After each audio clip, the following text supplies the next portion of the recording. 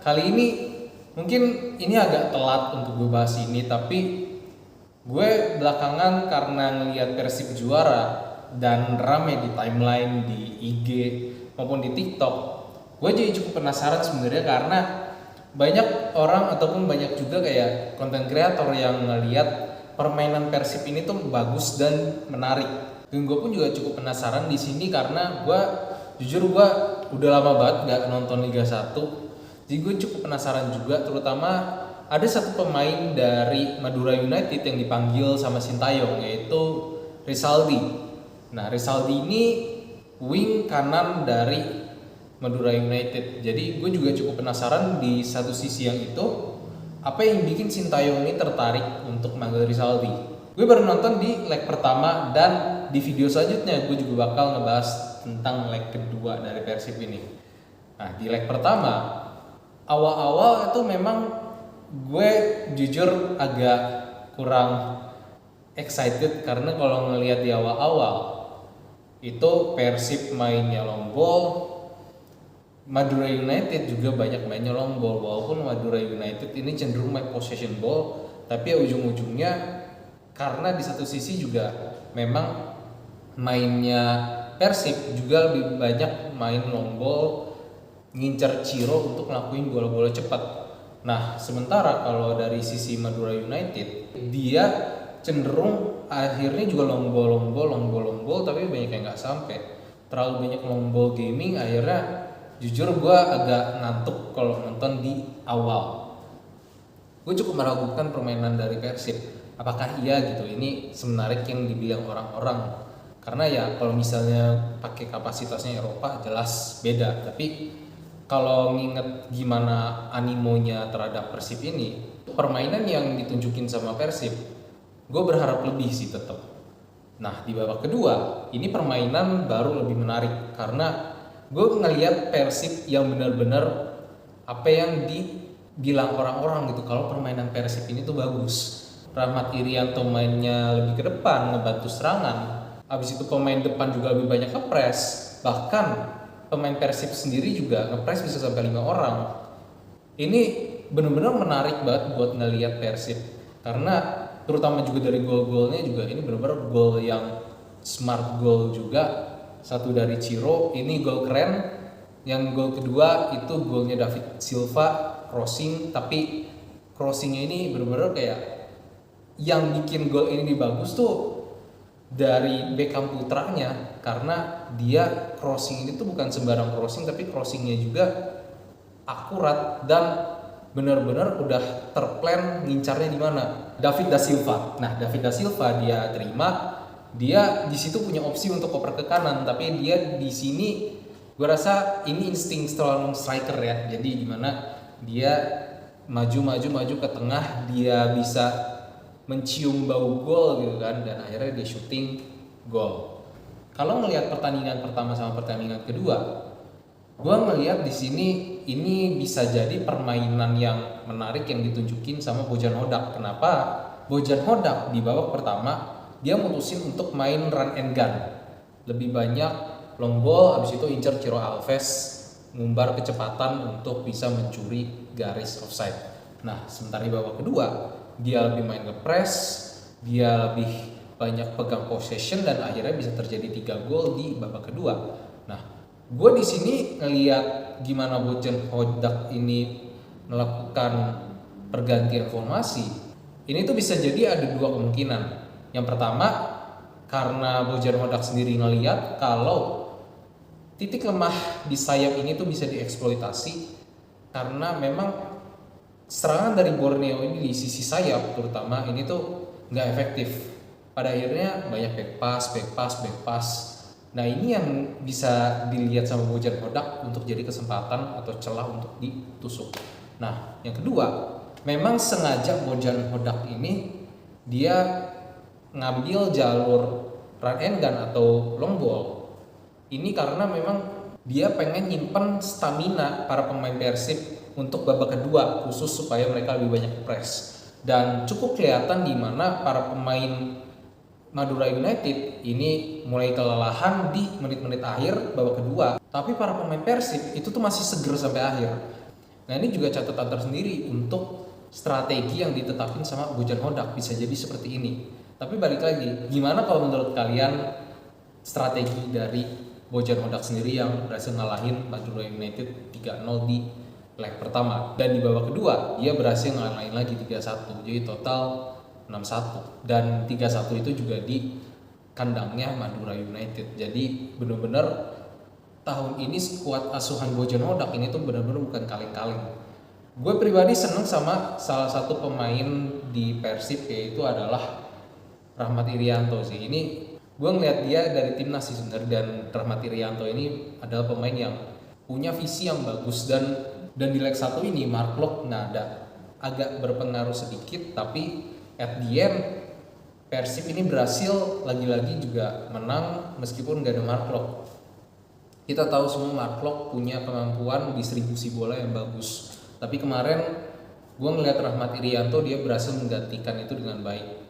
Dan untuk gol pertama Ciro Alves ini keren banget, tapi untuk sisa-sisa permainan jujur sebelum gol itu agak sedikit penampilan dari Ciro Alves ini dia memang agak kesulitan. Gue bahkan sempat mikir ini apakah dia salah posisi gitu kan, tapi memang dia memang dipaksa untuk lari, sementara juga defense dari Madura United di babak pertama ini juga cukup alot buat dihajar sama Ciro Alves. Nah sementara Ciro Alves di babak kedua dia ini bisa dapat kebebasan lebih banyak karena memang lebih banyak temennya juga yang dia punya di areanya Madura United.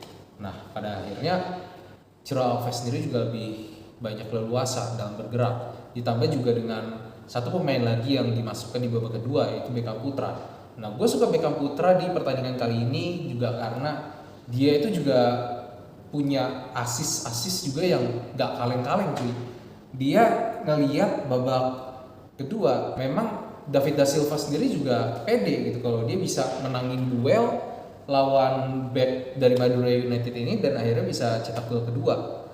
Jadi sebelum passing juga udah dilihat duluan nih kira-kira bisa diduelin sama siapa gitu buat David da Silva ini menang. Jadinya diarahin ke sana.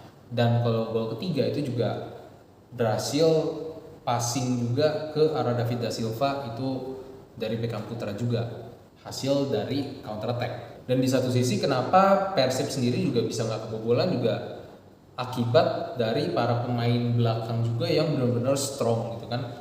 Gue ngeliat beberapa kali juga pemain belakang ini duel one on one ketika long ball dari Madura United ini tuh diterapin gitu kan. Dan pada akhirnya Nick Kuipers juga dan terutama Hen dia berhasil meredam serangan-serangan dari Madura United ini dengan baik. Bukan mereka doang tapi semua back yang berada di sektor Persib ini dia berhasil mengcover itu dengan baik, ditambah dengan dua defensive mid.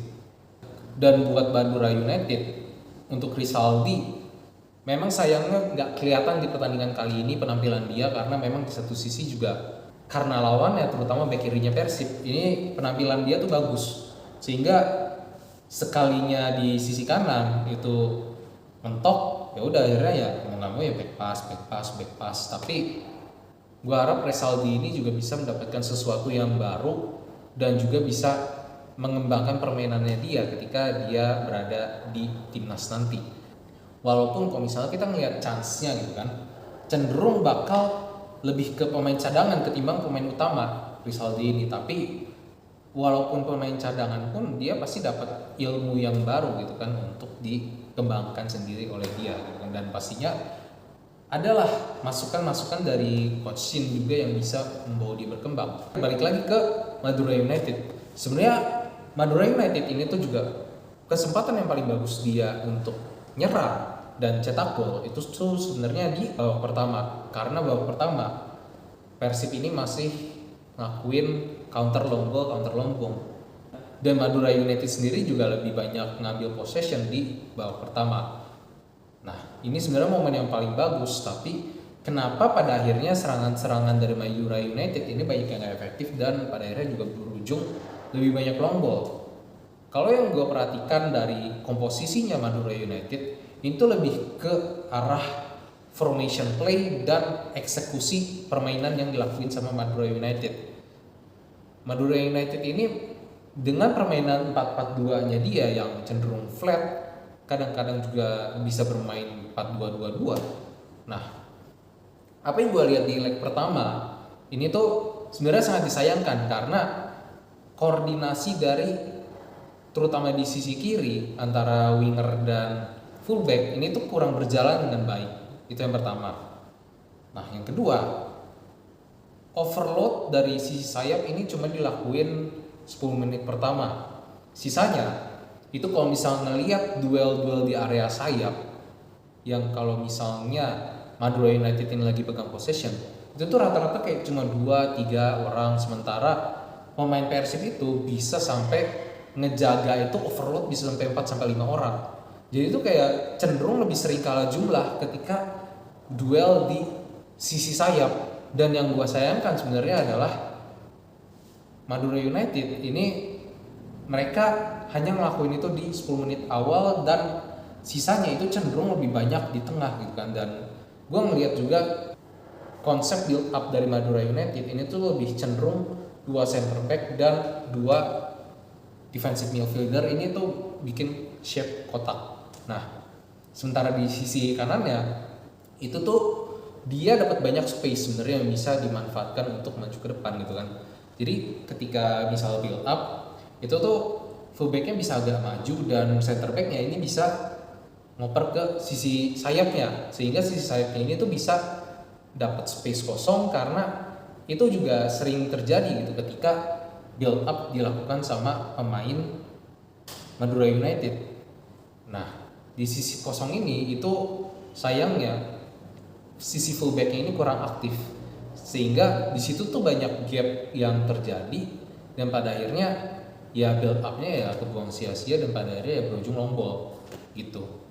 Ini pendapat gue aja sih sebagai penonton, tapi pastinya juga pelatih juga punya pemikiran tersendiri dan juga para pemain juga pastinya juga punya pemahaman tersendiri dengan taktik yang ada. Balik lagi, gue di sini hanya sebagai penonton yang mereview pertandingan yang gue tonton gitu kan. Dan semoga review ini juga bisa jadi masukan tersendiri buat pemain-pemain maupun Persib dan juga Madura United. Dan juga review ini juga bisa jadi review yang menarik juga buat para penonton sekalian. Kalau misalnya mereka mau nyerang, justru yang paling efektif kalau yang gue perhatikan itu justru malah dari sisi tengah. Mereka bisa lebih occupy di sisi tengah, lebih banyak kombinasi, dan di situ tuh juga ada beberapa momen di mana mereka tuh juga bisa tembusin ke area pertahanan dari Persib di situ. Ini yang kurang dimanfaatkan sayangnya sih. Mereka cenderung lebih banyak pengen bermain di sisi sayap, padahal di sisi sayap ini tuh justru malah mereka tuh sering kali kurang orang gitu. Jadi plan ini tuh nggak berhasil gitu dijalankan oleh para pemain Madura United. Itu aja sih yang sebenarnya disayangkan gitu kan. So itu aja untuk review kali ini. Thank you for watching buat kalian semua, dan semoga video ini juga bisa bermanfaat bagi kalian semua. So itu aja. See you on the next video dan have a good day. Bye.